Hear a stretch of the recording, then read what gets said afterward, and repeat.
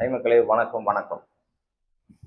As usual தான், எப்பவும் போல தான். சேனலை சப்ஸ்கிரைப் பண்ணுங்க, என்னோட சேனலை சப்ஸ்கிரைப் பண்ணுங்க, பெல் பட்டன் ப்ரெஸ் பண்ணுங்க. ஸோ வீடியோ டைம் இருந்தால் பாருங்க. எப்பவும் போல தான், என்ன சொல்றதுன்னே பெருசாக புரிய மாட்டேங்குது. என்னன்னா டிஎம்கேக்கு வந்துட்டு பிரச்சனை என்னன்னே தெரியல. விஜயண்ணா வந்தனால, டிவிகே வின் பண்ணி வந்தனால டிஎம்கேக்கு வந்துட்டு தூக்கமே வரல நினைக்கிறேன். உதயநிதிக்கும் தூக்கம் வரல, ஸ்டாலினுக்கும் தூக்கம் வரல. துபாய் போய் பார்க்குறாங்க, இப்போ லண்டன் போயிருக்காரு ஸ்டாலின்.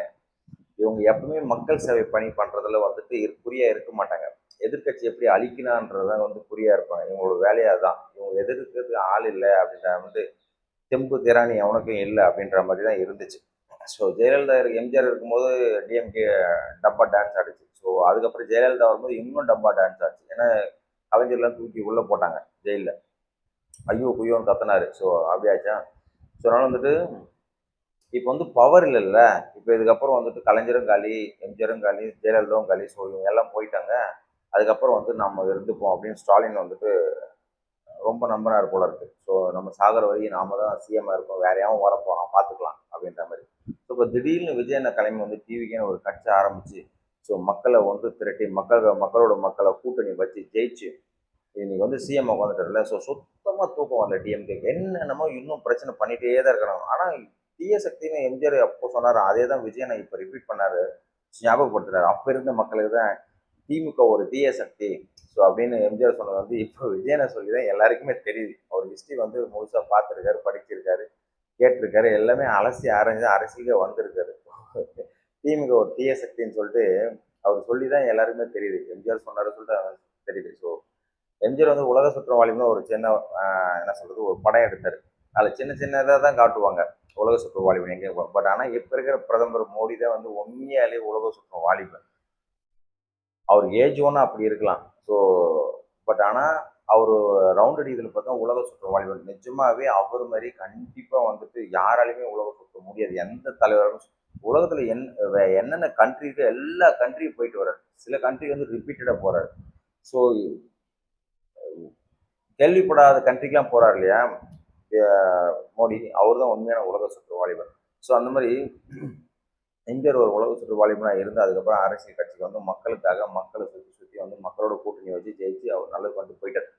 அதே பண்ணி தான் விஜயனை வந்துட்டு அவரால் முடிஞ்ச அளவுக்கு உலகத்தெல்லாம் சுற்றி ஷூட்டிங்லாம் முடிச்சு சினிமாலாம் முடிச்சுட்டு எல்லாமே முடிஞ்சு இனிமேல் மக்களுக்கு சேவை பண்ண எம்ஜிஆர் பணியில் வந்து மக்களுக்கு சேவை பண்ண வரும்போது ஸோ அப்போ என்ன டிஎம்கே குறைச்சல் கொடுத்தாலும் அதே குறைச்சல் தான் இப்போ நம்ம விஜயனாக்கு டிவிக்கே கொடுக்குறாங்க. அப்போ ஏடிஎம்கே கொடுத்தா இப்போ டிவிகே கொடுக்குறாங்க. ஸோ டிஎம்கேவோட பிளான் என்னன்னா நாம மட்டும்தான் இருக்கணும், நாம மட்டும்தான் கொள்ளடிக்கணும், நம்ம மட்டும்தான் ஜாலியாக இருக்கணும், நம்ம மட்டும்தான் வந்து கால் மேல் கால் போட்டு உட்காரணும். அவ்வளோதான் அவங்களோட வித்தியாசம். அவங்க கூட இருக்க எல்லாமே வந்துட்டு மாடு விற்றும், ஆடு விற்றும், கோழி விற்றும், கொக்கு விற்றுவேன், பானை விற்றுவோம், பாத்திரம் விற்றுவோம், எல்லாருமே பார்த்தீங்கன்னா மெக்கானிக் இந்த எல்லாருமே ரவுடியாக இருக்கிற ஆளுங்க தான் வந்து நீங்கள் எம்எல்ஏ.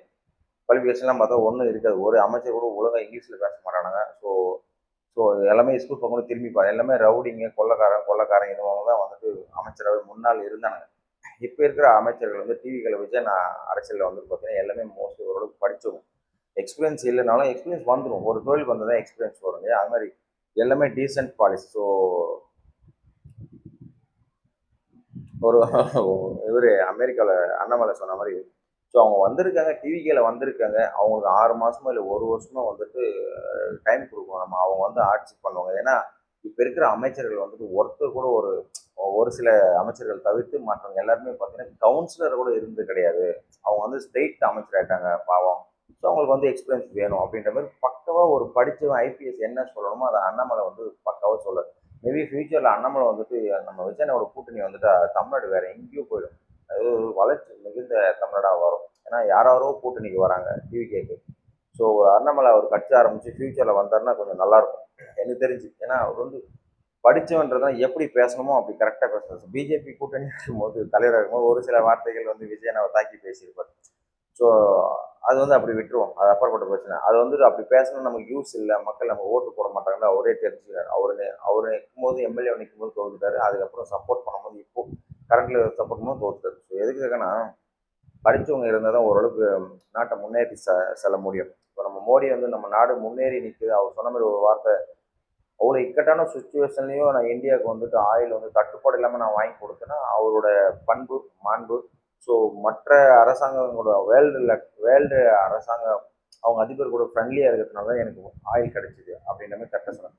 ஸோ நமக்கு எதுக்காக ஆயில் தட்டுப்பாடு கிடைக்குதுன்னு சொல்லிட்டு நான் ஒரு வீட்டில் நானே சொல்லியிருந்தேன். ஸோ நம்ம மோடியோட அவரோட முன்னேற்பாடு தான் மீன்ஸ் பார் அவர் வந்து அவ்வளோ ஃப்ரெண்ட்லியாக இருக்கார் எல்லா கண்ட்ரி கூட. அதனால தான் எல்லா திங்ஸும் நமக்கு கிடைக்குது. ஸோ இதற்கு மெயினாக வந்து ஆயில் இவ்வளோ போர் கட்டத்தில் இப்போ ரஷ்யாவுக்கு தட்டுப்பாடாக இருக்குது. ஏன்னா உக்ரைன் வந்து ரஷ்யாவை அடித்து காலி பண்ணுறாங்க. ஐ மீன் ஆயில் சுத்திகரிப்பு ஆலையெல்லாம் காலி.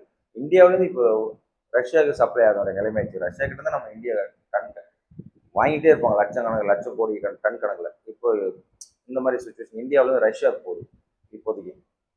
ஸோ அது மாதிரி தீய சக்தி டிஎம்கே தீய சக்தி, அதாவது என்ன எதுக்கு சொல்ல வந்தேன்னா இதெல்லாம் தீய சக்தி வந்து ஒன்றுமே பண்ண முடியாது. நல்ல சக்தியாக இருந்தால் மட்டும்தான் நம்ம மோடி இருக்காரு. அவர் எவ்வளோ சூப்பராக பண்ணுறாரு. தூய்மையான தூய சக்தியில் தான் வந்து இந்தியா வந்து வளமிகுந்த நாடாக மாறிட்டே வருது எனக்கு தெரிஞ்சு. ஸோ இந்த பக்கம் விஜயனை வந்து வளமிகுந்த தமிழ்நாடை உருவாக்கணும்னா ஸோ பிரதமர் நரேந்திர மோடிக்கு இவ்வளோ தான் நான் விஜயனை சொல்லுவேன். ஸோ அவர் வந்து நல்லது பண்ணுன்றதுக்காக மட்டும்தான் வந்து தமிழ்நாடு வந்து பிரதமரை வந்திருக்காரு. சாரி, சிஎம் ஆயிருக்காரு நம்ம விஜயனை. ஸோ அவருக்கு குடைச்சல் கொடுக்குன்றதுக்காக டிஎம்கே இடையில என்னென்னமோ பண்ணிட்டு இருக்காங்க. ஸோ விஜயனை வந்து ஸ்ட்ராங்காக வந்துட்டு ஒரு ஒரு பிளாட்ஃபார்ம் ரெடி பண்ணி அவங்க எல்லாருமே உள்ள தூக்கி போட்டால் தான் கரெக்டாக இருக்கும். உதயநிதி ஸ்டாலின் ஆகட்டும், இல்லை ஸ்டாலின் ஆகட்டும், யாராக இருந்தாலும் சரி. இப்போ ராதாகிருஷ்ணன் எப்படி தூக்கி வச்சு ஒரு பயம் காட்டினாங்க இல்லையா? ஸோ அந்த மாதிரி ஒரு பயமாச்சு காட்டணும். அப்போ தான் வந்து இவங்களாம் அடங்கணுங்க. சும்மா எங்கே போனாலும் இது சரியில்லை, அது சரியில்லை, இது நொட்டை, அது நொட்டை, சின்ன பிள்ளைத்தனமாக கீர்த்தனை வந்து வீடியோ போடுது, இவங்க வீடியோ போடுறாங்க, இது சரியில்லை, அது சும்மா ஒரு வெரிஃபிகேஷன் போனால் ஒரு வீடியோ. ஸோ இப்போ விஜயனா வந்துட்டு கரூர் போகிறதுக்கு ஒரு முட்டுக்கட்டை போடுறாங்க. இவங்க எவ்வளோ கேடுகட்ட டிஎம்கே இருந்தால், தீய சக்தியாக இருந்தால், விஜயனை வந்துட்டு ஆல்ரெடி எலெக்ஷன் போகும்போது பயங்கர டஃப்பாக வந்துட்டு செஞ்சு எல்லாரையும் போட்டு தள்ளலானுங்க. டிஎம்கே தான் போட்டு தள்ளது ஊர் அறிஞ்ச விஷயம். பட் இதில் வந்து தப்பிச்சு நிற்கிறானுங்க. செந்தில் பாலாஜி திருட்டு பையன் ஓடியே ஒளிஞ்சிட்டான். இன்னமும் ஒரு நேற்று ஆஜரானும், நேற்று வந்துட்டு போலீஸ் ஸ்டேஷன் வரவே இல்லை. திருட்டு பையன் அவனும் அவன் தம்பியும். ஸோ மாட்டான தொக்க தூக்கி உள்ள வைக்கணும். அவனாம் வெளியே விடக்கூடாது, வேஸ்ட், வெளியே இருந்து வேஸ்ட். அது மாதிரி உதயநிதி தூக்கி உள்ள வச்சு நல்லாயிருக்கும், ஸ்டாலினும் தூக்கி உள்ள வச்சு மாதிரி. ஸோ விஜயனை வந்துட்டு கரூர் போகிறதுக்கு கோர்ட்டில் கேஸ் போட்டிருக்கானுங்க. இவனுக்கு எவ்வளோ கேடு கட்டணா இருப்பானுங்க பாரு. அது இன்னைக்கு வந்து இயரிங் வேறு உள்ளது. ஸோ இன்னைக்கு வந்து சுச்சுவேஷன் என்னன்றத தெரியும். ஸோ கேட்டால் வந்து சிபிஐ விசாரணை இருக்குது. ஸோ அதனால் சிபிஐ விசாரணை இருந்தால் போகக்கூடாதா என்ன? ஸோ அவர் வந்து அப்போ போகக்கூடாதுன்னா உங்கள் ஆட்சி நீங்கள் முட்டுக்கட்டை போட்டீங்க. இப்போ தான் அவர் தான் சிஎம். அவர் போயிட்டு அவர் பிரச்சனை பண்ணது டிஎம்கே. அவங்கள போட்டு தள்ளுனது டிஎம்கே. அந்த மாதிரி சுச்சுவேஷனை ஆக்குனது டிஎம்கே. டைம் கொடுக்காம, இடம் கொடுக்காம, நெருக்கடியாக கொண்டு எல்லா பிரச்சனைகள் பண்ணது டிஎம்கே தான். இது ஊர் அறிஞ்ச விஷயமா அந்த ஊர் மக்களே சொல்லுவாங்க. இந்த விஷயத்தில் வந்துட்டு அப்போ வந்து விஜயனால போக முடியல. ஸோ அதனால் வந்துட்டு இப்போ அவர் சிஎம் பலத்த பாதுகாப்போட அவர் போக போகிறாரு, வரப்போறாரு. இதில் வந்துட்டு நம்ம நேரடியாக தடுக்க முடியாது. ஸோ அதனால் வந்துட்டு கோர்ட்டில் கேஸ் போட்டு இவரை தடுத்து நிப்பாட்டணும். அவர் போக போகிறாரு, பேச போகிறாரு, நன்றி சொல்ல போகிறார், வரப்போகிறாரு. இதுக்கு உங்களுக்கு என்ன பிரச்சனை, என்ன யூஸ் ஆகும்? இது போக அவரை தடை பண்ணி கோர்ட்டில் கேஸ் போட்டு இன்னைக்கு வரப்போகுது. அதை வந்துட்டு கேஸை தள்ளுபடி பண்ண போகிறாங்க கோர்ட்டில். அவ்வளோதான். விஜயனா அவர் போக போகிறார், சிஎம் போக போகிறார், பார்க்க போகிறார், நன்றி சொல்ல வரப்போகிறார். That's all. அவ்வளோதான். இதில் ஒன்றும் பெரிய விஷயமே கிடையாது. அவர் தான் இன்னைக்கு சிஎம், தமிழ்நாடு சிஎம். ஸோ இதுக்கெல்லாம் வந்துட்டு காரணமான உதயநிதியாகவும் ஸ்டாலின் யாரும் தூக்கி உள்ள கூட பெட்டராக இருக்கும். ஸோ ஃபார் எக்ஸாம்பிள் வந்துட்டு 50 கோடி 150 கோடி பேரம் பேசினாங்க வைகுண்டம் ஒரு சரவணன் சொல்லி. ஸோ அவருக்கே வந்து பார்த்தீங்கன்னா ஃபோன் மூலிமா இன்னைக்கு ஆதாரத்தை வெளியிட்டிருக்காரு. ஸோ ஆதாரத்தை வச்சுட்டு தான் டிவிக்கு எல்லாமே பேசுனாங்க. ஸோ 500 கோடி ரூபாய்க்கு கூட பேரம் பேசியிருக்காங்க. ஸோ அதனால் வந்துட்டு நீ 50ல் 100 கோடி தரேன், 200 கோடி தரேன். ஸோ இதெல்லாம் வந்துட்டு ஒரு கேவலமான விஷயம். எதுக்கு அப்போ அவரோ பேரம் பேசி நீங்கள் டிவி விஜயனா கூட இருக்க எல்லாமே நன்றி விசுவான ஆளுங்க. அவங்களாம் வந்துட்டு பணம் கொடுத்தா வரமாட்டாங்க, அன்பாலையும் வரமாட்டாங்க. விஜயனுக்கு வந்து அவங்களாம் வந்துட்டு ஒரு ஒரு தூண் மாதிரி, ஒவ்வொரு தூணும் உருவினா கூட தாங்க மாட்டார் விஜயனா. ஸோ அதனால் வந்துட்டு அவர் வந்து தூண் மாதிரி நிற்கிறவங்க எல்லாருமே விஜயனா கூட இருக்கிறவங்களாம் வந்துட்டு. ஸோ அதனால் வந்துட்டு நம்பிக்கையான ஆட்களை தான் அவர் செலக்ட் பண்ணி வச்சிருக்காரு. ஒவ்வொரு தூணாக உருவலான்னு இவங்க டிஎம்கே பிளான் பண்ணாங்க. உங்களுக்கு இருக்கிற டிஎம்கே கூட இருக்கிற நாய்ங்க எல்லாமே பார்த்தீங்கன்னா பணத்துக்காக இருக்கிற நாய்ங்க, பதவியும் பணமும் எல்லாம் ஓடிடுவானுங்க. ஸோ அதனால் வந்து இப்போ ஏடிஎம்கே எப்படி கூட்டணி கலைஞ்சிச்சு, தலைமை ஒரு ஒரு கட்சிக்கு ஒரு தலைவர் சரியில்லை அப்படின்னா மொத்த பேர் பிச்சுட்டு போயிடுவாங்க. ஃபார் எக்ஸாம்பிள் வந்து ஏடிஎம்கே. சொன்னால் விஜயண்ண கட்சி வந்து டிவிகே வந்துட்டு தலைமை சரியாக இருக்குது. அவரோட தலைவராகவும் சரியாக இருக்காரு, சிஎம்மும் சரியாக இருக்காரு, மக்களோட பழகிற ஆளும் சரியா, அவர் எல்லாத்துக்குமே டிக் ஆகிட்டே இருக்காரு, க்ரீன் டிக் தான். ஸோ வந்துட்டு அவரை விட்டு யாரும் போக மாட்டாங்க. டிஎம்கே அப்படிங்கிற தீய சக்தி எல்லாத்துக்குமே ரெட் டிக் தான். ஸோ அதனால் வந்துட்டு அவர் போய் எடுத்து பேரம் பேசி இன்னமும் டிஎம்கே வந்து தரம் தாழ்ந்து போயிட்டு தான் இருக்காங்க. மக்களுக்கு வந்து கேவலமான டிஎம்கே இருந்திருக்கு இவ்வளோ நாளாக. நம்ம தெரியாமல் ஓட்டு போட்டிருக்கோம். டிஎம்கே எவெல்லாம் ஓட்டு போட்டானோ அவன் எல்லாமே வந்துட்டு இது கேவலமாக நினைப்பான். ஸோ நம்ம தெரியாமல் இந்த நாய்க்கெல்லாம் ஓட்டு போட்டோம் அப்படின்னு சொல்லிட்டு. ஸோ விஜயனை வந்துட்டு இதுக்கெல்லாம் வந்து ஸ்ட்ராங்கான ஒரு முடிவு எடுத்து ஆகணும். எல்லாருமே அரெஸ்ட் பண்ணி உள்ளே போகணும். எவன்லாம் வந்துட்டு அரசாங்கத்துக்கு முட்டு கட்ட போனால் எல்லாருமே உள்ள தூக்கி போட்டால் தான் பெட்டராக இருக்கும். ஸோ விஜயனை சீக்கிரமாக பண்ணுவான்னு நினைக்கிறேன். ஸோ அந்த பேரம்பஸ் எம்எல்ஏ பேரம்பஸ் டிவிக்கு எம்எல்ஏ பேரம்பஸ் வீடியோ லீக் ஆகிடுச்சு, ரொம்ப ஸ்ட்ராங் ஆகிடுச்சு. ஸோ அவனையும் தூக்கி உள்ளே வைக்கணும். ஸோ வந்துட்டு விஜயனை வந்துட்டு அந்த கோர்ட்டில் தடை போட்டிருக்காங்க இல்லையா, அதையும் உடச்சிட்டு தான் போவார். சிபிஐ விசாரணை நான் பார்த்துக்கிறேன்ற மாதிரி ஒரு தடையை உடச்சிட்டு மறுபடியும் கரூர் போவார்னு நினைக்கிறேன். ஸோ அது நல்ல விஷயம். ஒரு கோடி ரூபாய் பேரம் பேசியிருக்கானுங்கல்ல, ஸோ இதெல்லாம் வந்து ஒஸ்ட்டாக இருக்குது. எவ்வளோ கோடி பேரம் பேசினாலும் செட் ஆகாதுன்னு நினைக்கிறேன். ஸோ இதில் வந்துட்டு பாலாஜியும் வரல, தேனாச்சும் வரல. ஸோ இவர் சிங்கப்பூர் ஓட்டார், இவர் ஸ்டாலின் லண்டன் ஓட்டார். ஸோ இதுக்கெல்லாம் ஒரு முட்டுக்கட்டை போட்டால் தான் நல்லாயிருக்கும். விஜயனை என்ன பண்ண போகிறாருன்னு தெரியல, பொறுத்து இருந்தால் பார்க்கணும். இன்னமும் சொல்கிறேன், மக்களுக்கான பணிகளை வந்து இன்னும் சிறப்பாக யாரும் செய்ய ஆரம்பிக்கல. ஏதோ கொஞ்சம் கொஞ்சம் பேர் தான் டிவிக்கள் மட்டும்தான் செஞ்சுட்டு இருக்காங்க.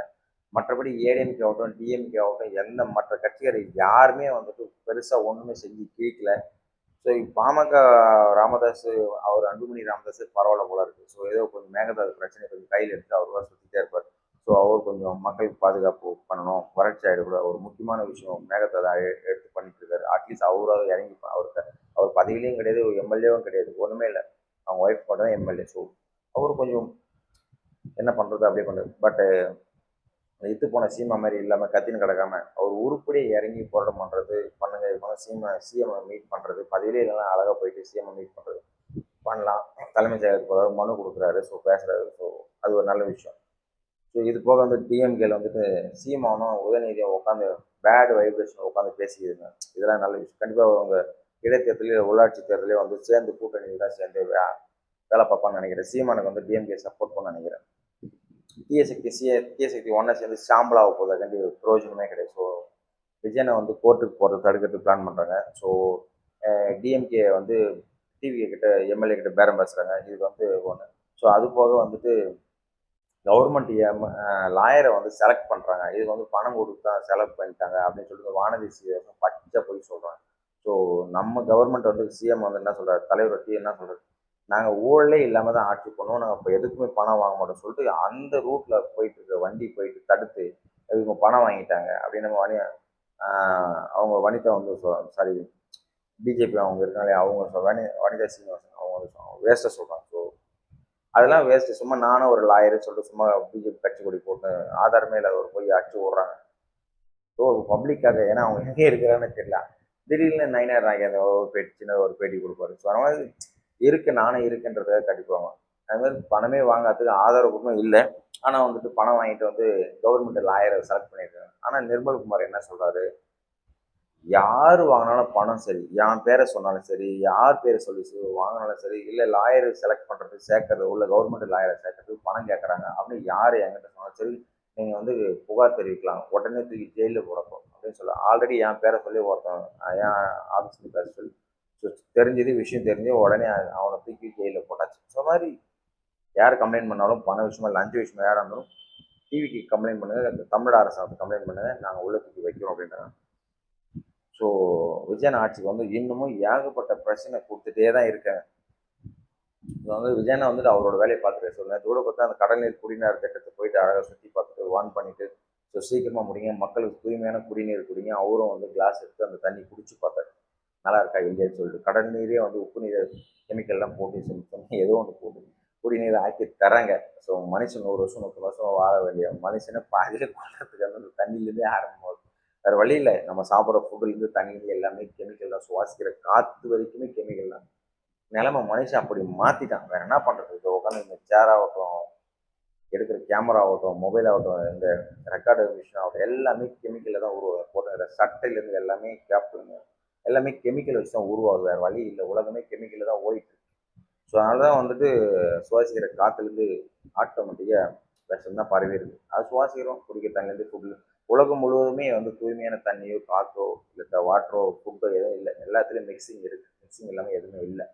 இயற்கையாக வாழ்ந்த வாழ்க்கையெல்லாம் போயிடுச்சு. ஆனால் அப்போது அப்போ 100 வருஷம் வந்தாங்க, 150 வருஷம் வந்தாலும் சொல்லுவாங்களே, இப்பெல்லாம் அப்படி இல்லை.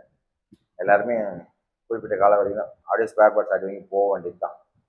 ஸோ அதனால் வந்துட்டு இருக்கிற வரைக்கும் நம்ம சிஎம் வந்து நல்லாட்சி தருவார். ஸோ எப்படி இந்தியா மேல் நோக்கி பிரதமர் வந்துட்டு மோடி வந்துட்டு நம்ம வேர்ல்டு லெவலில் தூக்கிட்டு போகிறாரோ, நம்பர் 1 கண்ட்ரியாக வரணும், நம்பர் 1 முன்னேற்றம் பாதையில் அமையணும் இந்தியா இருக்கும் அப்படின்னு சொல்லிட்டு அவர் எப்படி பாடுபட்டு பண்ணுறதோ ஐடியா பண்ணி பண்ணுறோம். விஜயனை வந்து நம்ம தமிழகம் வந்துட்டு மேல் நோக்கி வரணும். ஸோ நல்லாட்சி தொடரட்டும் விஜயண்ணா ஆட்சியில்.